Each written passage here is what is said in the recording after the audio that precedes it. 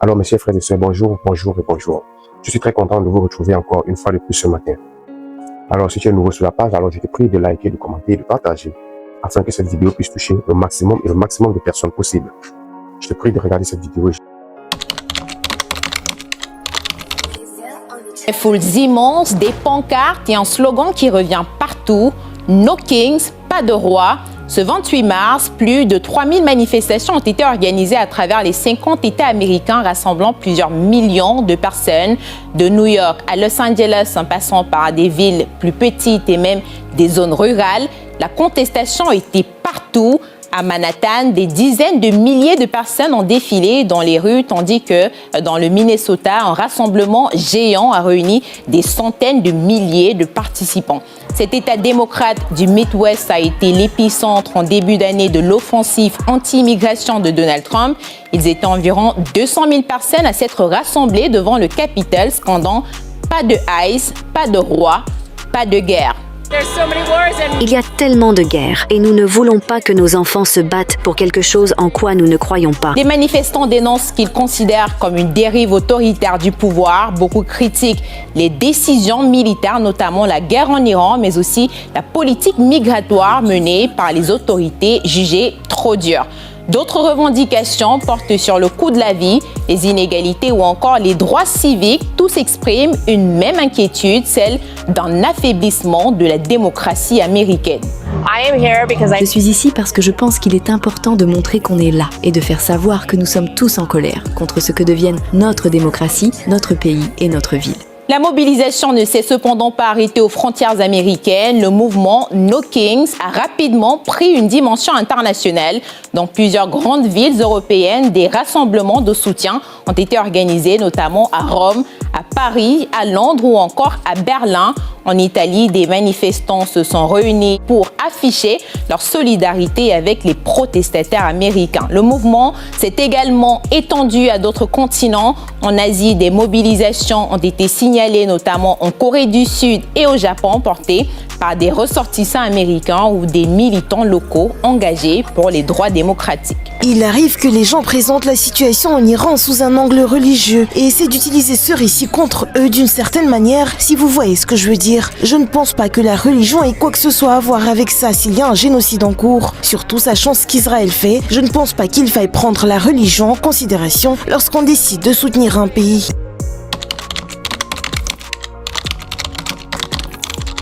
Au Moyen-Orient aussi, des rassemblements ont eu lieu, notamment en Israël, où les manifestants ont été fortement réprimés par les forces de l'ordre. Sur les images, on aperçoit clairement des protestataires violemment attaqués et dispersés. Une répression qui intervient dans un contexte déjà marqué par de fortes tensions régionales liées à la guerre avec l'Iran. Certains Israéliens, en solidarité avec les Américains, ont dénoncé la politique belliciste de Benjamin Netanyahou, la plupart appelant à mettre un terme aux guerres.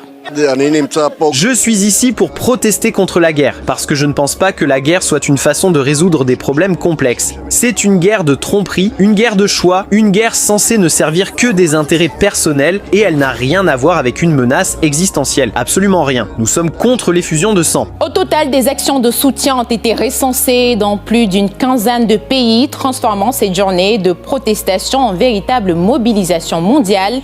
Malgré l'ampleur, la Maison-Blanche minimise ces manifestations. Selon le New York Post, la porte-parole adjointe de la Maison-Blanche, Abigail Jackson, a précisé qu'il n'y avait pas de soutien public.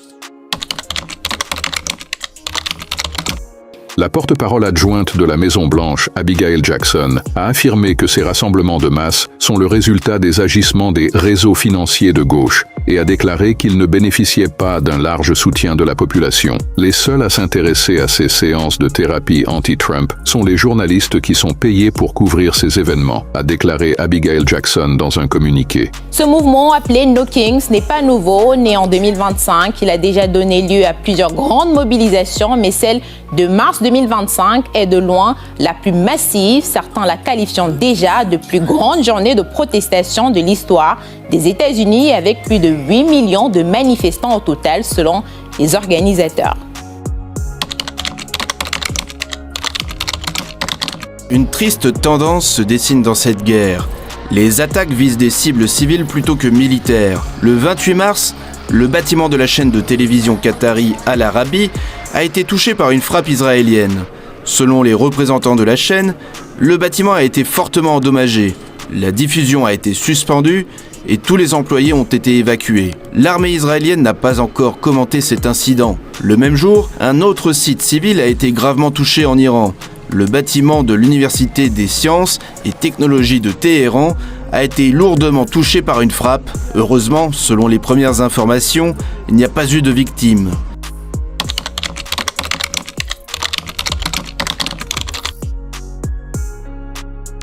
L'armée iranienne, indignée par cette attaque, a publié une déclaration. Les États-Unis doivent condamner la frappe israélienne contre l'université avant le 30 mars. Dans le cas contraire, le corps des gardiens de la révolution islamique attaquera les universités américaines de la région.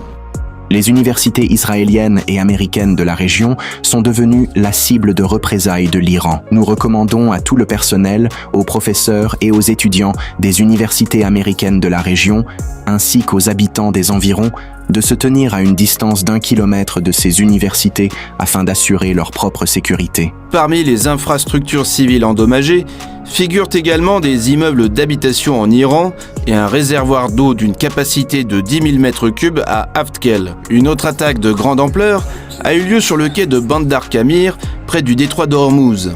Selon les médias iraniens, cette attaque a fait au moins 5 morts et 4 blessés.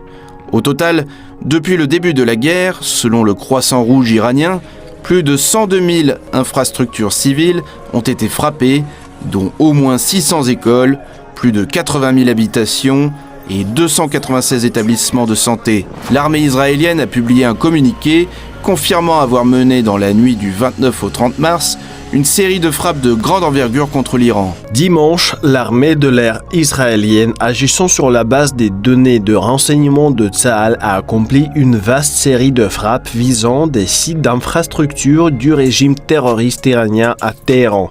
Dans le cadre de cette action visant à aggraver les dommages causés aux infrastructures du régime, Tsahal a frappé le site central utilisé par le ministère iranien de la Défense pour produire des composants essentiels de missiles balistiques. Ce site est l'un des 2 seuls de ce type en Iran où étaient développés des composants essentiels pour l'assemblage et la mise en service de missiles destinés à être lancés contre Israël. Œil pour œil. En ripostant à l'agression, l'Iran attaque violemment tant Israël que les pays de la région. Dans la nuit du 28 au 29 mars, les frappes les plus violentes et les plus importantes du côté iranien depuis le début de la guerre ont eu lieu contre Erbil en Irak. Ces frappes visaient des sites militaires américains ainsi que des QG d'organisations kurdes militarisées qui avaient auparavant déclaré être prêtes à lancer une offensive terrestre de grande envergure contre l'Iran. Par ailleurs, l'Iran a également frappé 2 usines d'aluminium liées à l'industrie militaire américaine, situées aux Émirats arabes unis et à Bahreïn, ainsi qu'un aéroport au Koweït et une base aérienne américaine en Arabie saoudite. Toutes ces installations ont subi des dégâts considérables. Les États-Unis se préparent à passer à la vitesse supérieure. Selon le Washington Post, le Pentagone préparerait un déploiement de milliers de soldats américains en Iran, ouvrant la porte à des missions au sol prolongées. Toutefois, Donald Trump n'aurait pas encore annoncé sa décision finale. Le Pentagone se prépare à des opérations terrestres de plusieurs semaines en Iran. Si le président Donald Trump approuve ces plans, une telle action marquerait une nouvelle phase de la guerre, potentiellement bien plus dangereuse pour les troupes américaines que les 4 premières semaines. Le 27 mars, Marco Rubio a toutefois surpris par ses propos. Le secrétaire d'État américain avait assuré que le conflit ne serait pas prolongé et que les États-Unis pourraient atteindre tous leurs objectifs sans recourir à un déploiement de troupes au sol. Ces déclarations interviennent alors que des médias spéculent sur des scénarios catastrophes selon lesquels le Pentagone préparerait une intervention terrestre. Nous pouvons atteindre tous ces objectifs et c'est ce que nous sommes en train de faire. Nous sommes en avance sur la plupart d'entre eux et nous pouvons les atteindre sans aucune troupe au sol. Sans aucune. L'armée israélienne, pour sa part, a réaffirmé la détermination d'Israël à poursuivre ses opérations en Iran et insisté sur une coordination étroite avec avec l'armée américaine, tout en précisant qu'une concentration de troupes américaines était en cours. En ce qui concerne l'éventuelle invasion américaine, quelle qu'elle soit, j'ai dit que nous étions bien coordonnés avec l'armée américaine. Il y a des actions que nous menons en commun, d'autres que l'armée américaine mène seule, et d'autres que Tsahal fait indépendamment. Encore une fois, la coordination est excellente. Nous avons un accord tacite selon lequel chaque armée communique en son nom propre. Je parle au nom des forces de défense israéliennes. Je ne peux pas commenter les actions que l'armée américaine aurait menées. Nous constatons que l'armée américaine continue de renforcer ses effectifs. Dans ce contexte, Téhéran adopte une posture résolue, prêt à réagir à la moindre escalade. Le commandement militaire iranien, de son côté, a durci le ton, multipliant les menaces directes à l'encontre des forces américaines. L'ennemi envoie publiquement des messages de négociation et de dialogue, tout en planifiant secrètement une offensive terrestre. Nos hommes attendent l'arrivée des soldats américains sur le terrain pour les attaquer et punir une bonne fois pour toutes leurs alliés régionaux. En réponse aux récentes menaces de Trump de lancer une opération terrestre ou d'occuper une certaine partie du territoire iranien qui ne sont que des vœux pieux, nous déclarons que les guerriers de l'islam attendent de telles actions depuis longtemps. Ils démontreront que l'agression et l'occupation ne mènent qu'à une capture humiliante, au démantèlement et à la disparition des agresseurs. Les commandants et les soldats américains deviendront la proie des requins du Golfe Persique. Entre concentration de troupes américaines, frappe de Tsahal et réponse iranienne, la région se retrouve sur le fil du rasoir où la moindre étincelle peut déclencher un brasier incontrôlable. Les informations quotidiennes rapportées par les médias américains interviennent au moment où la posture des États-Unis dans la guerre au Moyen-Orient se voit renforcée par l'arrivée du navire d'assaut amphibie Tripoli, annoncé samedi 28 mars par l'armée américaine. Selon le commandement central américain, ce bâtiment est à la tête d'un groupe composé d'environ 3500 marins et marines. La diplomatie et les menaces s'en mêlent et le monde entier retient son souffle, observant de près cette navigation en eau trouble entre démonstration de force et provocation. De ces négociations de 2 jours, les responsables politiques devraient s'accorder sur leur position concernant le conflit régional et les voies possibles de désescalade. Le Pakistan, pays ami à la fois de l'Iran et des États-Unis, joue le rôle de médiateur entre les deux parties. Auparavant, comme l'a indiqué Steve Witkoff, un plan en 15 points visant à mettre fin à la guerre avait été transmis à Téhéran grâce à la médiation pakistanaise.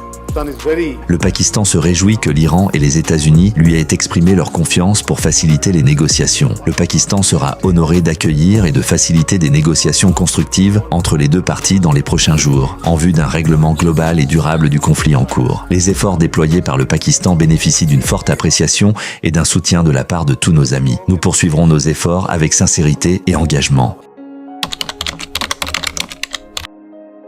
Les responsables religieux ont déclaré avoir été arrêtés alors qu'ils marchaient sans procession ni cérémonie. Ils n'ont pas été autorisés à passer, une première depuis des siècles. D'après les autorités israéliennes, la raison en est simple, c'est une question de sécurité.